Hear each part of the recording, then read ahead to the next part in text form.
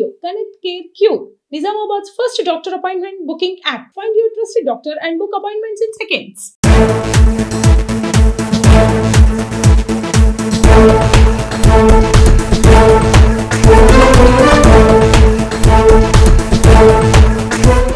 నమస్తే, welcome to Suman TV. పురపోరికి ఎన్నికల సంఘం గ్రీన్ సిగ్నల్ ఇచ్చింది. కార్పొరేషన్ ఎలక్షన్ల సందడైతే నిజామాబాద్ లో నెలకొంది. పార్టీ నుండి అభ్యర్థులను సేకరించే విధానంలో రాజకీయ నాయకులు కూడా బిజీ ఉంటున్నారు. పార్టీ టికెట్ ఎవరికి ఇస్తుందన్న విషయంలో అభ్యర్థుల మట్టుకు ఉత్కంఠన కూడా మొదలైందని చెప్పవచ్చు. బుధవారం 28వ తారీఖు రోజు కూడా గ్రీన్ సిగ్నల్ ఇచ్చింది. ఇక ఇందులో భాగంగా 30వ తారీఖు దాకా నామినేషన్ల స్వీకరణ, దాని తర్వాత 11వ తారీఖు రోజు పోలింగ్, 13వ తారీఖు రోజు కౌంటింగ్ కూడా ఉంటుందని చెప్పేసి కూడా ఎన్నికల సంఘం వెల్లడించింది. ఇక నిజామాబాద్ లో మెయిన్ గా 4,95,000 ఓటర్ జాబితా ఉండగా అందులో 1,95,000 చిల్లర మట్టుకు మహిళలకే ప్రాధాన్యత ఉంది.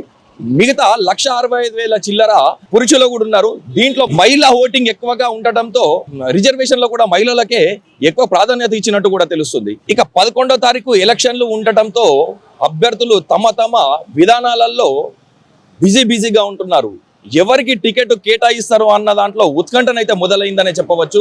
13వ తారీఖు కౌంటింగ్ ఉంది.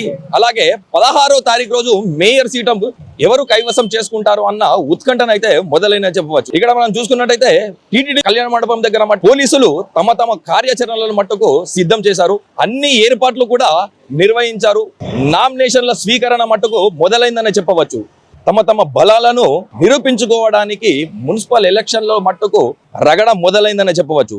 ఇక ఎవరు గెలుస్తారు, ఎవరు టికెట్లు కైవసం చేసుకుంటారు, ఎవరికి సొంతం అవుతుందన్న ఉత్కంఠనైతే మొదలైందని చెప్పవచ్చు. ఇక 13వ తారీఖు రోజు కౌంటింగ్ తో తెరపడనుందని చెప్పి కొందరు ఆశావాహులు కూడా చెప్తున్నారు. ఇప్పటికే తమ తమ డివిజన్లలో వాళ్ళ యొక్క కార్యాచరణ మట్టుకు మొదలు చేశారనే చెప్పవచ్చు. అభ్యర్థులు మట్టుకు నేను గెలుస్తాను అంటే నేను గెలుస్తానని ధీటుగా కూడా అందరూ పార్టీల వారిగా కాకుండా కొందరు ఇండిపెండెంట్ గా కూడా వేసి తమ తమ బలాలను నిరూపించుకోవడానికి సిద్ధమయ్యారు.